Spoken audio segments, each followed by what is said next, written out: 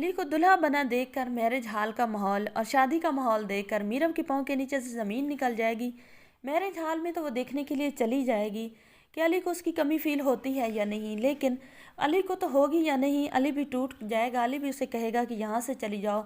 सबात भी कहेगी अपनी बेटी से कि मीरब यहाँ पर कोई तमाशा मत बनाना, अगर तुम माँ समझती हो मुझे तो यहाँ से चली जाओ। तुम्हारा दौर अब ख़त्म हो चुका है। तुम्हें अली ने 1000 बार पुकारा है, 1000 बार तुम्हारे दर पर गया है, माफ़ियाँ मांगी हैं, कालें की हैं, लेकिन तब तुम्हारे जो सर पे सवार था वो नशा उतरा ही नहीं था। अब तुम यहाँ से चली जाओ, अब तुम जाओ अपनी ज़िंदगी जियो जाकर।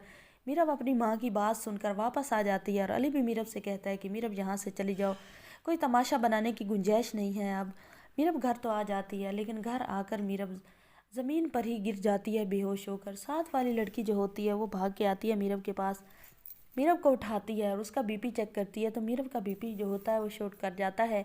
तो अब जो होती है लड़की उसकी फर्स्ट एड उसे देती है और उसे हॉस्पिटल लेकर जाती है। जब मीरब को वहाँ पर होश आता है तो मीरब से वो लड़की पूछती है कि आखिर तुम्हें क्या हुआ था, तुम्हारी इतनी तबीयत क्यों ख़राब हो गई। तो वो बताती है मीरब कि अली ने ही दूसरी शादी कर ली है। तो वो लड़की जो होती है वो किरमानी के साथ रहती है, उसे किरमानी की चालबाजियाँ सारियाँ मालूम होती हैं। वो उसे कहती है कि मीरब तुमने बहुत गलत किया है, तुम किरमानी सर की बातों में आ गई थी।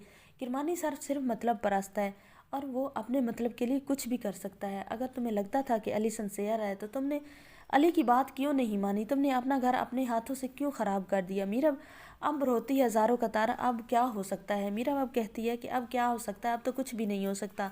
दूसरी तरफ मुसरत और आलिया जो हैं वो भी मीरब मीरब कर रही हैं। उनका बिल्कुल दिल नहीं होता कि मीरब की जगह कोई और आए। मुसरत को भी एहसास हो जाता है कि मीरब और सबात जैसा कोई नहीं है, और आलिया जो है वो तो पहले ही मीरब की बहुत बड़ी फ़ैन है। तो वो अब शादी में शामिल तो हो जाती हैं, लेकिन वो बहुत दुखी होती हैं। एंड तक वो कहती रहती हैं अली को कि अली शादी ना करो, मीरब के अलावा तुम्हें कोई भी सूट नहीं करती, मीरब तुम्हारे लिए बहुत ज़रूरी है, तुम एक दिन पछताओगे। लेकिन अली कहता है कि मैंने जो करना था मैंने कर लिया है। आप लोगों को क्यों मालूम नहीं पड़ता कि ये मेरा कसूर नहीं है, मीरब का कसूर है। मीरब को ऐसे नहीं करना चाहिए था। अब जो भी होना था वो तो हो जाता है, लेकिन मीरब की दुनिया उजड़ जाती है। आने वाली एपिसोड बहुत ज़्यादा इंटरेस्टिंग होने वाली है। चैनल पर नहीं है, वीडियो को लाइक शेयर, चैनल को सब्सक्राइब लाजमी कर दें।